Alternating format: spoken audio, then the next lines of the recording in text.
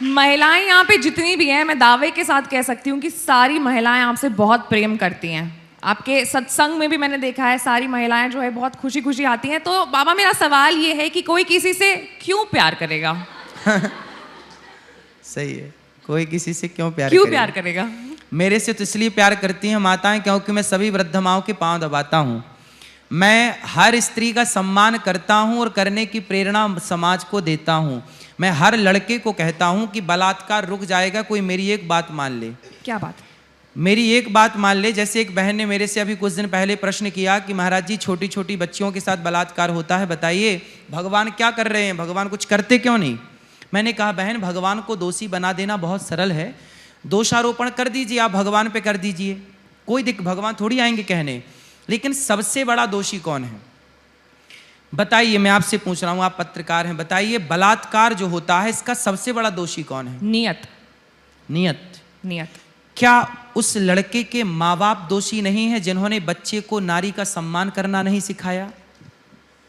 क्या आप माँ की जिम्मेदारी नहीं थी?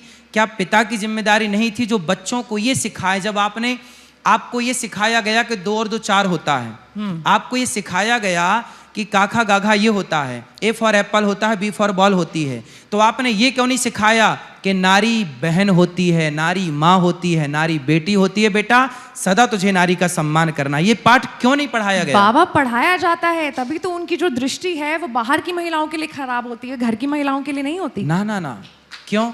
आप पत्रकार हैं, बहुत सारे केस ऐसे आपके सामने आते हैं जो घर में भी गलत होता है। बिल्कुल होता है। फिर ऐसे कैसे कह सकते हैं कि घर में लोगों की नीयत साफ है? घर में भी आजकल लोगों की नीयत गंदी है। भाई, जैसे गंदी नीयत है तो वो तो घर हो या बाहर हो, वो बिल्कुल भेद नहीं करेगा कि आप घर की हो या बाहर की हो। हम कहना ये चाहते हैं कि हर माँ और हर पिता, इसके लिए कहा चाणक्य ने कि माता शत्रु पिता वैरी ये न बालो न पाठिता न शोभते सभा मध्य हंस मध्य बको यथा।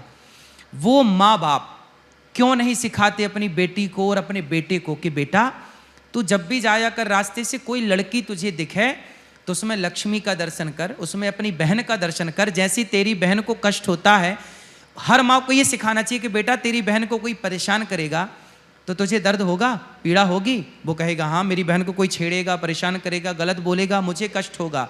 तो माँ ये क्यों नहीं पाठ पढ़ाती बिठा के कि बेटा देखो ये जो लड़की है सड़क में जा रही है, वो बैठी है, वो भी किसी की बहन है, वो भी किसी की माँ है। जब तू उसे परेशान करेगा तो उसके भाई को, उसके पिता को, उसकी माँ को और उसे भी पीड़ा होगी।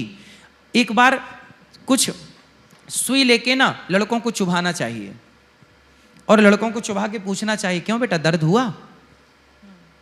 वो बोलेगा हाँ दर्द हुआ। तो फिर पूछना चाहिए कि देख 16 दिसंबर की रात्रि थी, एक लड़की के साथ बलात्कार हुआ और उसके गुप्तांगों में सरिया डाल दी गई। जब तुझे मैंने जरा सी सुई चुभाई तो कितना दर्द हुआ। सोच, जब एक लड़की के साथ ऐसा होता होगा कितना दर्द होता होगा, तू कल्पना कर सकता है? ये सारी बातें आजकल सिलेबस में होनी चाहिए ताकि बलात्कार जागरूक हो, हर स्त्री का सम्मान करने के लिए हर लड़का बिल्कुल तैयार हो। तो हर नारी मेरा सम्मान इसलिए करती है क्योंकि मैं हर नारी का सम्मान करता हूँ। हर नारी मेरे से प्यार इसलिए करती है क्योंकि मैं हर नारी के अधिकार की बात करता हूँ और अधिकार के लिए लड़ता हूँ। जो बेटे अपनी माँ को घर से निकाल देते हैं ना, ऐसी 290 माताएं वृद्धाश्रम में, गौरी गोपाल आश्रम में हैं। और जिन बेटों ने अपमान करके घर से निकाला, उन माँओं के मैं खुद जाके पांव दबाता हूँ। तो मेरे से ये माँ बहन तो प्यार करेंगी।